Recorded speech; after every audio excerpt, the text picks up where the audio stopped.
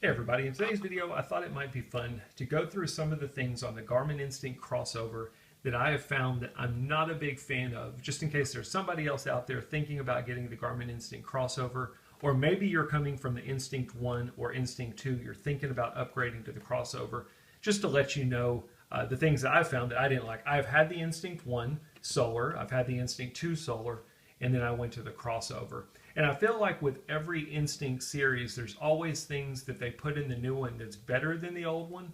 And then there's always things that they remove from the prior one that I wish they would have left in there. The Instinct 1 to the Instinct 2, for example, I like the bezel better on the Instinct 1. And I like that on the Instinct 1, you could turn off activity tracking, which on the Instinct 2, they changed the bezel and they removed the ability to turn off activity tracking, which I didn't like. The Crossover is pretty much the same way. I like that they went back to the traditional bezel. They took away that dotted bezel that they have on the Instinct 2. So I like that. And I like the analog hands, and I like that they glow in the dark. I thought that was a cool feature. But there's some things that they removed that I kind of feel like it's a trade-off. You got some good things, and then you lost some things. So let's talk about the things that I don't like. First, let's talk about the watch faces that come on the Garmin Instinct Crossover. I'm going to press and hold the menu button. I'm going to press GPS to choose watch face. As with the Garmin Instinct 1 and 2, they give you some delivered watch faces. You get 11 of them on this watch. And just like the Instinct 1 and 2, there's some of them that I find to be very good and functional, and there's some of them that I find to be totally useless and that I would never use. But unfortunately, you're stuck with them on the watch. They don't give you the ability to remove them. This one's not too bad. I'm going to go from the top to the bottom, and I'm going to show you all of the available watch faces. Now, especially if you're coming from the Instinct 1 or 2, as I'm going through this list, I want you to see if you notice something different than the Instinct 1 and 2. So I'm going down. So far, these are okay. When you start getting to one like this, to me, there's no functionality here. It's basically an analog watch face with a single data field. When I get to this one, it's kind of the exact same thing, except they put a little hard to see digital time back there. Again, one single data field. This one's the same way. Instead of the digital time, they're giving you a second value back there.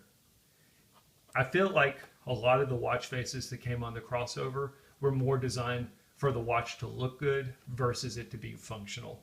And that's what I didn't like. But I'm still going through the delivered watch faces. Here's yet another one that I just find to be a useless watch face.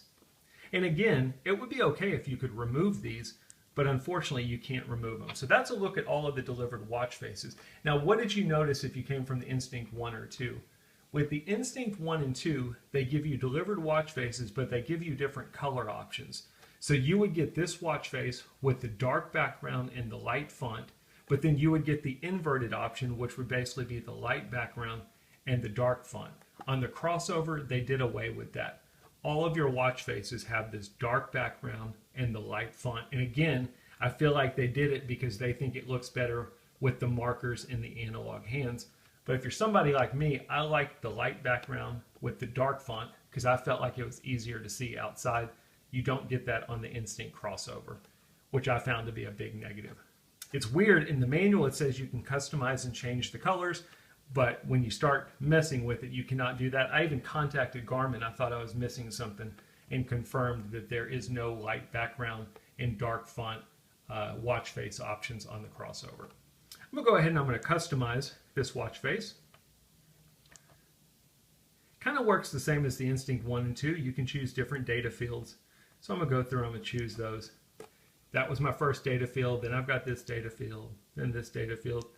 A couple of these watch faces, you have certain data fields that you cannot change. For example, this one, you have to have the day of the week, the month, and the date in there. You can change these other data fields, but those you're stuck with. And I don't really know why they did that. This one's not too bad. I could see where the month and the day of the week, or the day of the month, are okay. I never understand why you would ever want the day of the week in there. Most people are going to know what day of the week it is. But you can't change it on that watch face. If I go to a different one, this is another good example where I can customize it and I can change this top data field and I can change the bottom data field, but I'm stuck with the day of the week. So if I use this watch face, at any time, it will always show me the day of the week, which again, I find to be useless.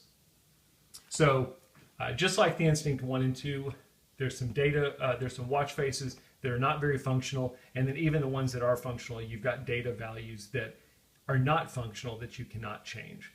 Now again, you could connect to Garmin Connect IQ, go find some more functional watch faces, and that's fine.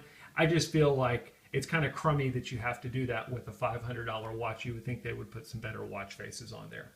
So I don't like the fact that you don't have the background color options. I don't like the watch faces. The other big difference is, let me choose a different watch face.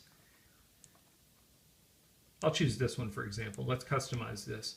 When I go through the available fields, if you're coming from the Instinct 1 or 2, what is it that you notice is not there? Give up? It's the moon phase. I felt like the Garmin Instinct 1 was awesome as far as moon phase. The Instinct 2 was still pretty good, but the moon phase wasn't as good as on the Instinct 1. On the Crossover, they removed moon phase completely from the available watch faces. It's kind of silly because you can't put moon phase on the watch face, and then they gave a delivered watch face. Let me show it to you. This one, it's actually pretty cool. It looks like it was really designed for moon. You've got the moon rise, mine's at 3:54 a.m., and then the moon set, which is at 1:59. And then they show the moon up here in this like horizon view, but the moon phase doesn't change. It's always a full moon. And to me, it just seems silly that they would do that. If you're going to put a moon phase there, why not actually have it be the moon phase? So if you want to see the moon phase on the Garmin Instinct Crossover, you cannot have it as a data field on the watch face. You have to go into the moon glance, and I will show you that. Here's my moon phase glance. You can see there's my current moon phase, there's my moon rise, there's my moon set. And then I can go into it, just like before on the Instinct 1 and 2, and I can see the moon information for any day in the future and any day in the past. You can see, if you're familiar with the Instinct 1 and 2, there's the moon phase that you used to be able to put as a data field on the watch face. It's still on the Crossover, you just can't put it as a data field on the watch face. And again, that's a big disappointment to me. I'm not sure why they went away with it.